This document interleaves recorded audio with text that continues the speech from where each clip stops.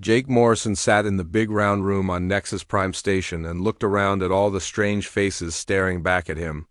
The room was huge and made of some kind of shiny metal that reflected the lights from 100 different worlds.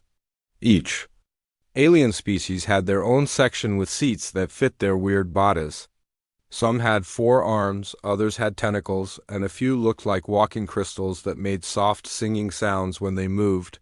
The meeting had been going on for hours, and Jake was getting tired. His back hurt from sitting in the human chair that never quite fit right no matter how many times the station engineers tried to fix it. The air tasted funny too, like metal and ozone, because it had to work for dozens of different species who all breathed different things. The topic today was war, which was nothing new for the Galactic Council. The Zephyrian Empire and the Carillion Federation were fighting again over some border worlds that nobody really cared about except them. Both sides wanted the Council to pick a side and help them win. Jake thought it was stupid but kept his mouth shut because that was his job. The Veltar delegation was talking now? Their leader was a big bug-like thing with 6 arms and shiny black eyes. It was talking about their god of war, something called Crixmuth, that had claws made of starlight and drank the fear of enemies. The Veltar believed that Crixmuth would guide them to victory if they sacrificed enough prisoners before each battle. Jake tried not to make a face when he heard that part. Humans had done worse things, much worse, but hearing aliens talk about their war gods always made him uncomfortable. It reminded him of things he wished he could forget. The Etherians went next. They were tall crystal beings that looked like walking diamonds. Their war spirit was called Shardrim and apparently lived inside their weapons. When they fought, Shardrim would make their crystal blades sing with deadly music that could cut through armor and bone. The Etherian speaker made his whole body glow as he talked about the honor of serving their war spirit. Then came the Mindari, who were small gray creatures with big heads and bigger eyes. They looked peaceful, but Jake knew better. Their war god was called Whisper Heart and was supposed to be really good at making enemies kill each other instead of fighting the Mindari directly. The Mindari speaker talked very quietly about how Whisperheart only came out when absolutely necessary because violence made the god sad. More species followed. The Krillians worshipped Buonarender, who taught them to use the skeletons of their enemies as weapons. The Noxians prayed to Voidbringer, who helped them hide in space and attack without warning. The Plasmic Confederacy served something called Fire Turtle that lived inside stars and could make suns explode. Each species had their own war god or spirit or whatever they called it. Each one had special prayers and rituals and sacrifices they had to make. Some were cruel, some were clever, some were just plain weird. But they all had one thing in common. They all existed to help their people win battles. Jake shifted in his seat and touched the small black stone that hung around his neck under his shirt. It was warm against his skin like it always was, and it reminded him of things he tried very hard not to think about during meetings like this. Finally, all the other species had talked about their war gods and the room got quiet. Jake could feel everyone looking at him now. He knew what was coming next and his stomach felt sick. This was the part he always dreaded. Chairman Velton Zorkis stood up at the center of the room. He was 12 feet tall and looked like a dragon that had learned to walk on 2 legs. His scales were dark green with red markings that meant he was a war leader among his people. When he spoke, his voice was deep and rough like grinding stone. "Ambassador Morrison," the chairman said, and his yellow eyes focused on Jake like laser beams. "We have heard from all our member species about their gods of war. Each civilization here has divine guidance in matters of conflict. Surely humanity, with your impressive military record, has a powerful war deity to share with us." The room got even quieter than before. Jake could hear his own heartbeat and the soft humming of the station's life support systems. Several aliens leaned forward in their seats, curious to hear about the human god of war.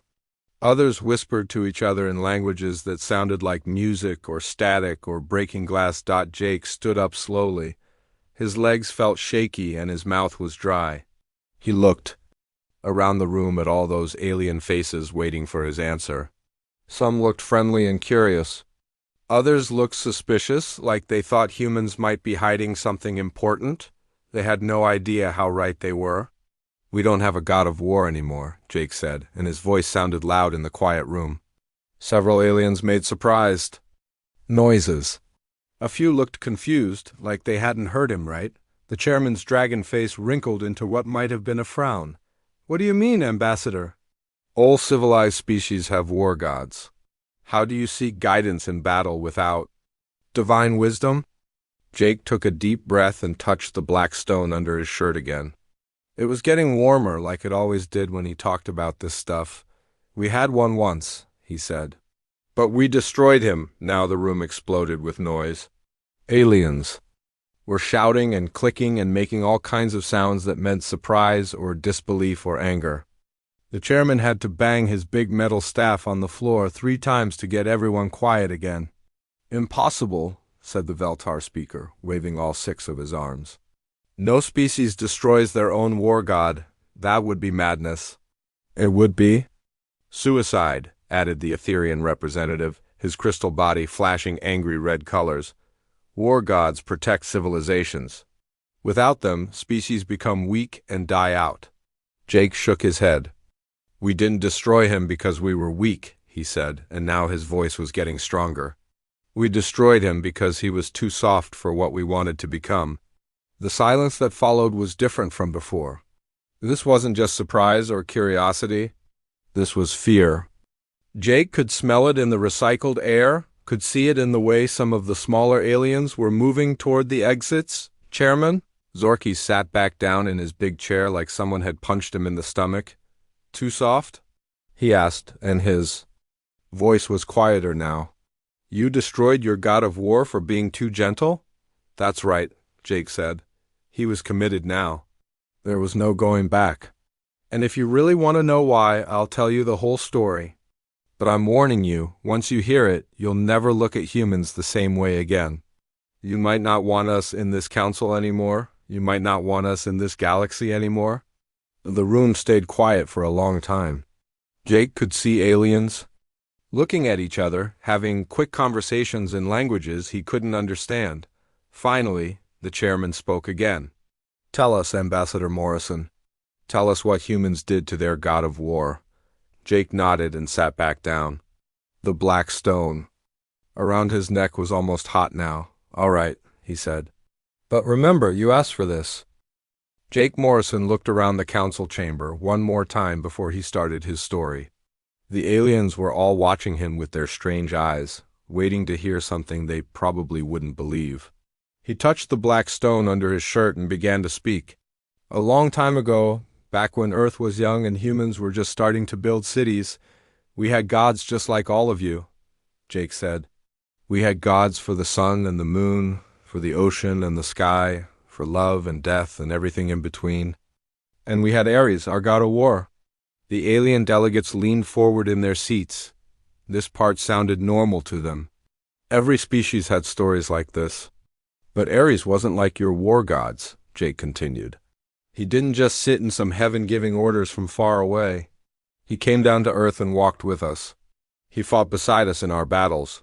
He taught us how to use swords and shields and how to organize armies. He was like a father to human warriors." Jake paused and took a sip of water from the cup on his desk. The water tasted metallic, but it helped his dry throat. "Ares believed in something that we called honor," Jake said. "He taught us that fighting was sometimes necessary, but it should never be done for fun or for cruelty. When humans went to war, we had rules. We didn't kill prisoners who surrendered. We didn't hurt people who weren't fighting. We didn't destroy temples or hospitals or schools. Children and old people were protected, even if they were on the enemy's side." Some of the aliens nodded. This sounded familiar to them too. Most civilized species had similar rules about warfare. "Ares said that the goal of war should be peace," Jake continued. "You fight to protect your people or to stop someone evil. But once you win, you stop fighting. You don't keep hurting people just because you can." The strongest warrior was the one who knew when not to use his strength. The Mindari representative made a soft sound that might have been approval. Their war god Whisperheart taught similar things. For thousands of years, this is how humans fought, Jake said. We had wars, sure, but they had limits. Soldiers were proud to serve under Ares because they were protectors, not destroyers. Even when we developed better weapons, guns instead of swords, cannons instead of catapults, Ares made sure we used them responsibly. Jake's voice got quieter as he continued. Ares would appear on battlefields where things were getting too cruel. If soldiers started killing prisoners, he'd stop them. If someone tried to poison a water supply or burn down a city full of innocent people, Ares would show up in person to prevent it. He was huge and strong, and his armor shined like gold. When he was angry, his eyes burned like fire. Nobody argued with Ares when he said enough was enough. The chairman made an interested rumbling sound. This Ares sounds like a good god. Strong but fair. Why would humans want to destroy such a deity? Jake's hand went to the black stone again. It was definitely getting warmer. Because some humans started thinking that Ares was holding us back, Jake said. As we got smarter and built better technology, some of our military leaders began to question his rules. They said mercy was weakness. They said showing kindness to enemies just gave those enemies a chance to come back and fight again later. Jake stood up and walked to the big window that looked out at space. Stars twinkled in the darkness like tiny diamonds. The first ones to rebel against Ares were generals and admirals who had lost battles because they followed his rules, Jake said without turning around. A general named Nathan Cross had been ordered by Ares to spare a city that had surrendered. But that city rebelled again 6 months later and killed a lot of Cross's soldiers. He started asking why he should show mercy to people who would just betray that mercy. Jake turned back to face the aliens. Several of them were nodding. They understood that kind of thinking. Then there was Admiral Lisa Parks, Jake continued. She was fighting a naval war and had the enemy fleet surrounded. Ares told her to accept their surrender. But she knew those ships would be rebuilt and sent against her again within a year. She wanted to sink them all and end the threat permanently. The room was very quiet now. The aliens could sense that this story was heading somewhere dark. More and more human military leaders started having these thoughts, Jake said. They formed secret meetings where they talked about how warfare could be more efficient if they didn't have to worry about Ares's rules. They called themselves the Crimson Cabal. Jake sat back down and leaned forward in his chair. The leader of this group was a man named Colonel Alex Stone. He was brilliant but cold. He looked at war like it was a math problem that needed to be solved. In his mind, the goal was to win as quickly and completely as possible. Everything else was just sentiment getting in the way of success. The Veltar representative clicked his mandibles together. This Stone person sounds practical. War is about victory, not feelings. Jake looked at the bug-like alien with sad eyes. That's exactly what Stone said. He wrote papers about how modern warfare needed to evolve beyond ancient concepts like honor and mercy. He said Ares was a relic from humanity's primitive past when we couldn't afford to be truly effective in battle. Jake's voice got harder as he continued. The Crimson Cabal grew bigger every year. They included generals, scientists, politicians, and philosophers. They all agreed that humanity needed to be freed from what they called Ares's outdated restrictions. They started developing new weapons and tactics in secret. The chairman leaned forward. What kind of weapons? Biological weapons that could kill every living thing in a city, Jake said. Chemical weapons that caused horrible pain before death. Psychological weapons that drove enemies insane with fear. Nuclear weapons that could destroy entire continents. All things that Ares had specifically forbidden humans to create. Several aliens made disgusted sounds. Even war gods had limits. The breaking point came during something called the Eurasian Continental War, Jake said. It was a big conflict between different human nations. Stone's followers had been working inside the military for years by then. When our forces surrounded an enemy army that wanted to surrender, Ares appeared as usual to make sure the prisoners were treated fairly. Jake paused and touched the black stone again. It was definitely hot now. But instead of accepting the surrender, Stone's people released a biological weapon, Jake said quietly. It didn't just kill the enemy soldiers. It killed every person, every animal, every plant in a 100-mile area. Children, babies, pets, everything. The land became a dead zone where nothing could live. The room erupted in shocked voices. Even the most warlike aliens looked horrified. When Ares saw what had happened, he was furious, Jake continued when the noise died down. He appeared in his full divine form, 12 feet tall and glowing with power. He demanded to know why humans had used such a terrible weapon against defenseless people. Jake's voice became very quiet. Colonel Stone looked right at our god of war and said, "Because you are weak, old man. You hold us back with your pathetic mercy. War is not about honor, it's about winning. And we refuse to be limited by the sentimental weakness of a bygone age." The silence in the room was complete now. Every alien was staring at Jake with expressions of shock and growing horror. Ares tried to destroy the weapon, Jake said. But Stone's people had been preparing for this moment for years. They had developed technology specifically designed to fight gods. As Ares raised his hand to eliminate the biological weapon, they activated devices that could hurt divine beings. Jake stood up again, but this time his movements were slow and tired. "That was the moment," he said, "when humanity declared war on their own god of war. And it was the beginning of the end of everything good about our species." Jake Morrison walked back to his chair and sat down heavily. The black stone around his neck was burning hot against his skin now, like it always got when he told this part of the story. He could see the alien delegates watching him with growing alarm. They were starting to understand that this wasn't just a story about ancient history. After the biological weapon incident, the Crimson Cabal knew they had crossed a line, Jake said. Ares was angry in a way that hadn't been seen for thousands of years. His divine power was crackling through the air like lightning. The ground shook when he walked. But instead of being afraid, Colonel Stone and his followers saw this as proof that their god was dangerous to their plans. Jake rubbed his forehead where a headache was starting to form. These memories always gave him headaches. They decided that Ares had to be eliminated completely, Jake continued. Not just ignored or disobeyed, but actually destroyed. So they began the most shameful project in human history. They called it Operation Godfall. The Etherean representatives. Crystal Body flashed worried colors. "Mortals cannot kill gods. It is impossible." Jake looked at the crystal being with tired eyes. That's what everyone thought. But humans are very good at doing impossible things when we set our minds to it. The Cabal recruited the smartest scientists on Earth. They studied alien artifacts that had been found in deep space. They learned things about the nature of divine beings that probably should have stayed secret. Jake took another sip of metallic water. His mouth felt dry as sand.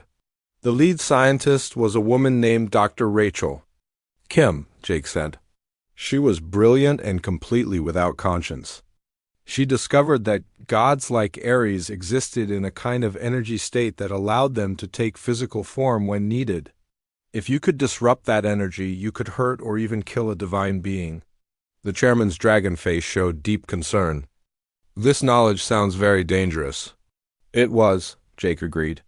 Kim and her team developed something they called Godsbane. It was a type of energy field that interfered with divine essence. They built weapons that could project this energy and devices that could create Godsbane fields over large areas. Jake stood up and walked to the window again. Looking at the stars helped him stay calm while telling the worst parts of the story. But they needed a way to get Ares into a trap, Jake said without turning around. Our god was smart and powerful. He wouldn't just walk into an obvious ambush. So they came up with a plan that was brilliant and absolutely evil. Jake turned back to face the aliens.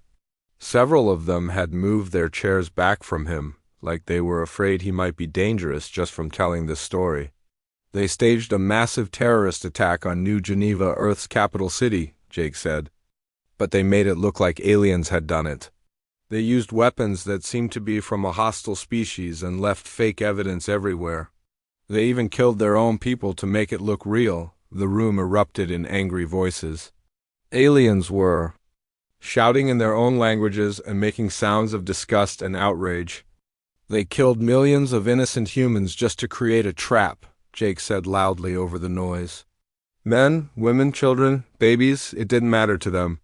All that mattered was luring Ares into the open. The chairman banged his staff on the floor until the room got quiet again. "Continue, Ambassador," he said grimly. "Of course Ares came," Jake said. When he saw what looked like an alien attack on defenseless humans, his protective instincts took over. He manifested in the middle of the city in his full divine form, blazing with righteous fury. He was ready to defend his children from what he thought was an outside threat. Jake's voice got very quiet. But the attack was a lie. And the moment Ares appeared, hidden weapon systems all over the city activated. Godsbane energy fields surrounded him from every direction. The air itself became poisonous to divine beings. Jake touched the black stone through his shirt. It was so hot now it almost burned his fingers. Ares realized what was happening immediately, Jake said. He understood that his own people, the species he had guided and protected for thousands of years, had betrayed him. The pain in his eyes wasn't from the Godsbane fields. It was from seeing what his children had become. The Mindari representative made a soft keening sound that meant deep sadness. Several other aliens looked away, unable to meet Jake's eyes. The battle that followed wasn't really a battle, Jake continued. It was an execution. Ares was surrounded by millions of humans who had all turned against him. They had tanks and aircraft and orbital weapons, all modified with Godsbane technology. But the worst part was that Ares held back. Jake sat down again and put his head in his hands for a moment before continuing. He could have killed them all, Jake said. One swing of his sword could have leveled the entire city. A single word of divine power could have stopped every human heart on the planet. But even as they were murdering him, Ares couldn't bring himself to truly hurt the people he loved. The chairman's voice was very quiet. He showed them mercy even, as they showed him none. Exactly, Jake said. And that mercy became his downfall. Commander Steve Walsh led the ground assault. He was wearing power armor that was covered in Godsbane projectors. As Ares weakened from the energy fields, Walsh and his soldiers attacked with weapons designed to tear apart divine essence. Jake's voice started to shake a little. Ares fought back, but not with full strength. He was trying to disable his attackers, not kill them. He kept hoping they would come to their senses and remember who he was. He kept believing that his children couldn't really want to destroy him. Jake stood up and walked back to the window. The stars looked cold and distant. Colonel Stone was there for the final moment, Jake said. He was wearing the most advanced Godsbane armor ever built. As Ares fell to his knees, wounded and betrayed, he made one last plea. Jake turned back to the aliens. Tears were running down his cheeks now. Ares said, "My children, you don't understand what you're doing. Without me, without honor in war, you will become something terrible. Please, let me guide you as I always have. Let me protect you from the darkness that lives in every warrior's heart." The room was completely silent. Even the air recycling system seemed to have stopped making noise. "Colonel Stone walked up to our dying god," Jake said. He raised a weapon that crackled with Godsbane energy. And he said, "We don't need a god who teaches us to show mercy to our enemies. We don't need a deity who prevents us from using every tool at our disposal. We are evolving beyond you, Ares. Goodbye." Jake's voice broke completely. Stone fired the weapon directly into Ares' chest. Our god of war screamed as his essence was torn apart. The sound shattered windows across 3 continents. Birds fell dead from the sky. The ocean itself seemed to weep. Jake sat back down and buried his face in his hands. When he looked up again, his eyes were red. As Ares died, his last words weren't a curse or a threat, Jake said quietly. He said, "Without honor, without mercy, without limits, you will become the very evil you once fought against. I'm sorry I failed to protect you from yourselves."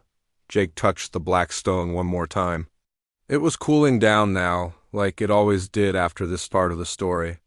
Then Ares was gone, Jake said. The god who had guided humanity for thousands of years was dead, killed by the people he had loved most. The humans celebrated their freedom from divine oversight. They thought they had liberated themselves from weakness. Jake looked around the room at all the horrified alien faces. They had no idea what they had actually unleashed. Jake Morrison sat in silence for a long moment, staring at his hands.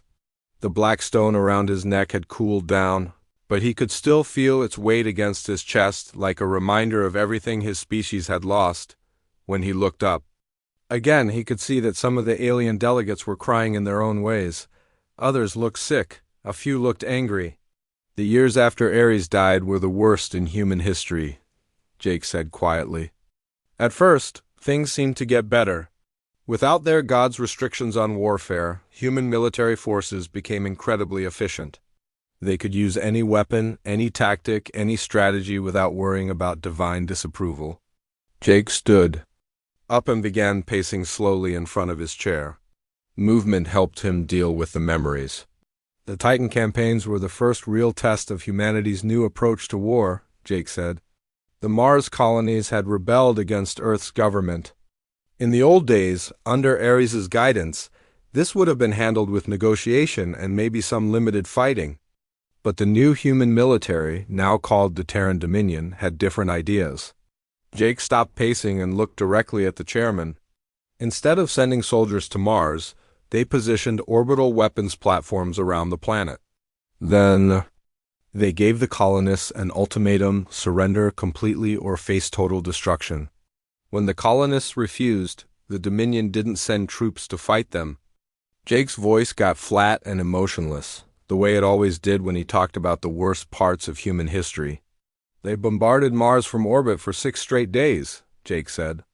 Every city, every settlement, every farm was reduced to ash and glass. 3 million people died without firing a single shot in their own defense. The Dominion called it the most efficient military victory in human history. Several aliens made sounds of horror and disgust. The Mindari representative was weeping openly. But that was just the beginning, Jake continued. The asteroid belt mining wars were next. The asteroid miners had formed unions and were demanding better working conditions. Again, in the old days, this would have been solved with negotiations. But the new human approach was different. Jake sat back down and rubbed his temples. The headache was getting worse. General Patricia Stone, daughter of the man who killed Ares, was in charge of the operation, Jake said. She didn't just attack the mining stations. She hunted down every miner, every family member, every person who had ever sold supplies to the unions. They called it total solution warfare. You don't just defeat your enemies, you erase every trace that they ever existed. The chairman's dragon face showed deep disturbing. How many died in this asteroid war? 12 million, Jake said simply. Including children who had never even heard of the mining unions. Including babies who hadn't learned to walk yet. The Terran Dominion tracked down every person who had any connection to the miners and killed them all. They said it was necessary to prevent future rebellions. Jake could see that some of the aliens were starting to move toward the exits. He didn't blame them. General Stone wrote new military doctrines based on these victories, Jake continued. She called them the Absolute Victory Protocols. The idea was simple: total war, no prisoners, no mercy, no survivors. Why negotiate when you can just eliminate the problem entirely? Jake's voice got even flatter. The transformation was gradual but steady. Each war made humans more ruthless, more efficient, more terrible. They developed weapons that didn't just kill, but caused maximum suffering before death. They created technologies that turned victory into extended torture for the defeated. The Etherian representative's crystal body was flashing anxious colors. Surely some humans objected to these methods. Jake nodded slowly. Some did. Captain Ben Rodriguez tried to follow the old ways during the African Continental Wars. He treated prisoners well and protected civilians. But his methods were seen as outdated and inefficient. He was removed from command and replaced with someone who would use proper techniques. Jake looked out the window at the stars again. Rodriguez's replacement used something called fear campaigns. The idea was to break enemy morale through systematic atrocities against civilian populations. They would broadcast live videos of torture and murder to enemy territories. Children were killed in front of their parents specifically to terrorize other families into surrender. The room was completely silent now except for the soft crying of a few aliens. When humanity finally reached the stars and met other species, first, contact was not peaceful, Jake said. The Altarian cluster was a group of 3 star systems with 14 inhabited worlds. They were a peaceful trading civilization with advanced technology but limited military power. Jake turned back to face the aliens. Admiral Kate Foster was in charge of the first contact mission. Her orders were to establish diplomatic relations and begin trade negotiations. Instead, she implemented total pacification protocols. The chairman's voice was barely a whisper. What does that mean? In 72 hours, 3 billion sentient beings across 14 worlds were killed, Jake said. Not just soldiers, everyone. Men, women, children, babies, pets, farm animals. Foster's fleet used weapons that sterilized entire planets. They called it clearing space for human expansion. Several aliens got up and walked out of the room. Jake could hear them being sick in the hallway. The other alien species tried to fight back, Jake continued. They formed the first Galactic Defense Alliance. It included 47 different civilizations working together to stop humanity's expansion. Jake sat down again and put his head in his hands.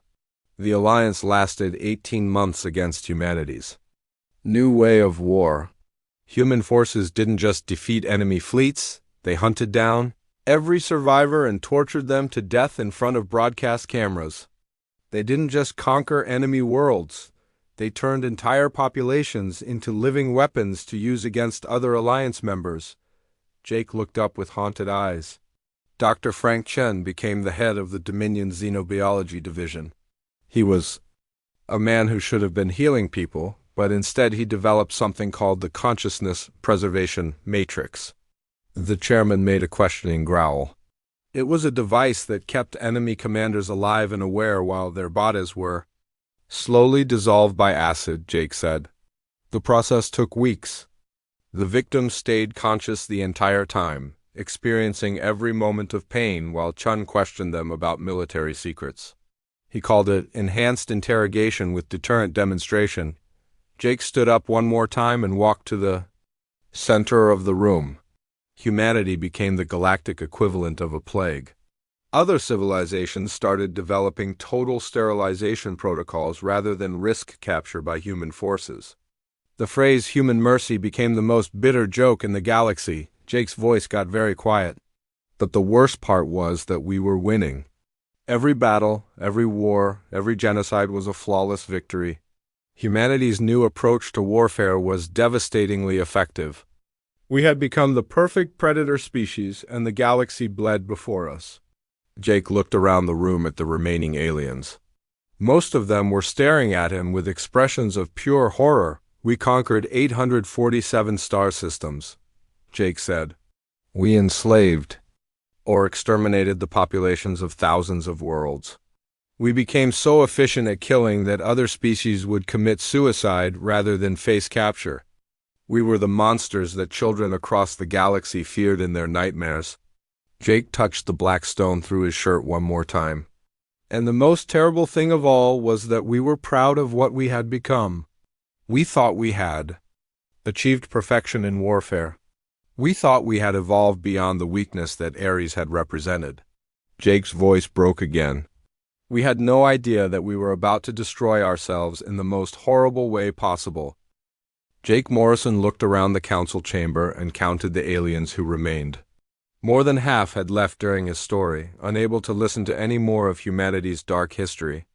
Those who stayed looked at him with expressions that mixed fear, disgust, and something that might have been pity. He didn't blame them for any of those feelings. After we conquered most of the galaxy, there was only one enemy left, Jake said, his voice barely above a whisper. The Infinite Collective was a hive mind species that spanned multiple galaxies. They had technology that could threaten even Earth itself, and they were the last real challenge to human dominance. Jake walked back to his chair but didn't sit down. Standing felt better when he talked about the final war. The war lasted 53 years and became the ultimate test of humanity's perfected art of warfare, Jake said. Fleet Admiral Chris Porter was put in charge of the human forces. He was considered the greatest military mind our species had ever produced. Under his command, we developed weapons that could unmake matter at the subatomic level. The chairman leaned forward in his chair. What does that mean? It means we could make things stop existing, Jake said simply. Not just kill them or destroy them, but erase them so completely that they had never been real in the first place. We also created tactics that turned stars into bombs and strategies that used time itself as a weapon. Jake began pacing again, but slowly, like an old man carrying a heavy burden. The Infinite Collective was the perfect enemy for us, Jake said. They were truly alien, so we felt no guilt about destroying them. They were powerful, so defeating them proved our superiority. And they were vast, so the war gave us purpose. For decades. Jake stopped pacing and looked out the window at the distant stars, but all wars must end, even perfect ones. When the final collective world fell, humanity stood alone in a silent universe. We had achieved total victory. There were no more enemies to fight, no more wars to win, no more challenges to overcome. Jake turned back to face the few remaining aliens. We had become the apex predator of reality itself, and the galaxy was empty except for the echoes of our conquest. That's when we finally understood what Ares had tried to warn us about. The Mindari representative, one of the few who had stayed for the entire story, made a soft questioning sound.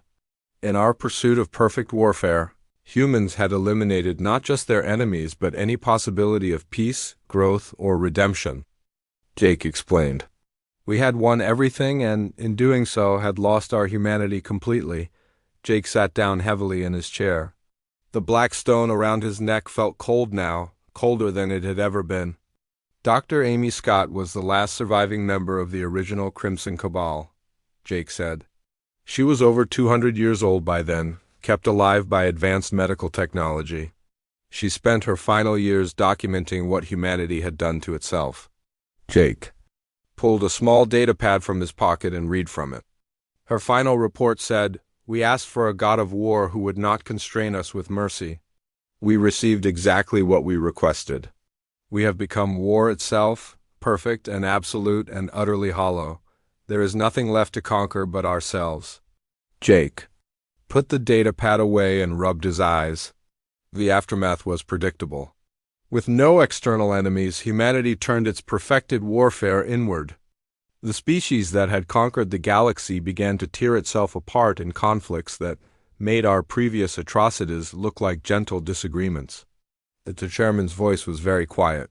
They fought each other. They fought each other with weapons designed to destroy galaxies, Jake said. Entire continents were erased in single battles. Planets were cracked open like eggs for strategic advantage. Solar systems became ammunition in conflicts between human factions. Jake stood up and walked to the center of the room again. The corporate wars lasted 20 years and killed 8 billion people. The genetic purity campaigns eliminated anyone whose DNA didn't match certain standards. The philosophical conflicts were fought between people who disagreed about the meaning of existence. Jake's voice got very flat again. When the smoke finally cleared, less than 50 million humans remained alive in the entire universe. We had achieved the ultimate victory. We had defeated everyone, including ourselves. The room was completely silent. Even the station's life support system seemed to have stopped making noise. The survivors were led by people like Dr. Helen Carter and Commander Ryan Mills, Jake continued. They looked around at the empty galaxy and realized they had made a terrible mistake. They decided to try something that had never been attempted before. Jake reached under his shirt and pulled out the black stone pendant. It was a piece of obsidian about the size of a coin, smooth and dark as space itself. They tried to resurrect Ares, Jake said, holding up the stone. Not as a god, but as a guiding principle. a moral framework that could pull humanity back from the brink of complete self-annihilation. The Etherian representative's crystal body flashed interested colors. Did it work? Jake shook his head sadly. The ritual failed. Once destroyed, a god cannot be easily restored. But in that failure, humanity learned the most important lesson in our blood-soaked history. Jake held the black stone up to the light. We realized that we had not been constrained by Ares' mercy. We had been protected by it. His weakness had been our strength, his limitations our salvation. Jake put the stone back under his shirt. The few surviving humans dedicated their remaining years to a single purpose, ensuring their story would serve as a warning to other species. They established the Memorial Fleet, small ships that traveled the galaxy sharing humanity's history with anyone who would listen. Jake looked around at the remaining aliens. I am one of the last humans alive. This stone around my neck is a fragment of obsidian from the crater where Ares died. I wear it to remember what we lost when we chose victory over virtue. The chairman's voice was barely audible. Why should any of us trust humanity now, given this history? Jake was quiet for a long moment before answering. Because we remember. Because we carry the weight of what we became when we forgot that strength without mercy is not strength at all. It's just another form of weakness. We are what happens when a species perfects war and forgets everything else that makes victory worth achieving. Jake walked toward the chamber doors but stopped before leaving. The border conflict you're discussing will end in negotiation, compromise, and peace. Not because it's the easy path, but because it's the only path that doesn't lead to the darkness we once embraced. Jake turned back to look at the aliens one last time. We've seen what lies at the end of the road, where victory matters more than virtue, where strength is valued above mercy, where the question is not whether you can win, but whether you should. We became that darkness. We were the monsters that destroyed everything good in the galaxy, including themselves. Jake's voice got very quiet. We would rather die as a species than inflict that fate on the galaxy again. That's why you can trust us now, because we know exactly what happens when you can't trust us. And that knowledge is the most terrible burden any species can carry. Jake opened the chamber doors and paused. We don't have a god of war anymore because some things are too terrible to unleash, even in victory. We destroyed ours for being too soft, and in doing so, we discovered that his softness was the only thing keeping us from becoming the darkness between the stars. As Jake Morrison left the council chamber, the remaining aliens sat in stunned silence. They had asked a simple question about humanity's god of war. Instead, they had learned that some victories are worse than any defeat, and that the greatest strength sometimes comes from knowing when not to use your power. The black stone around Jake's neck grew warm one final time as he walked away, carrying the memory of humanity's greatest shame and their hardest-earned wisdom.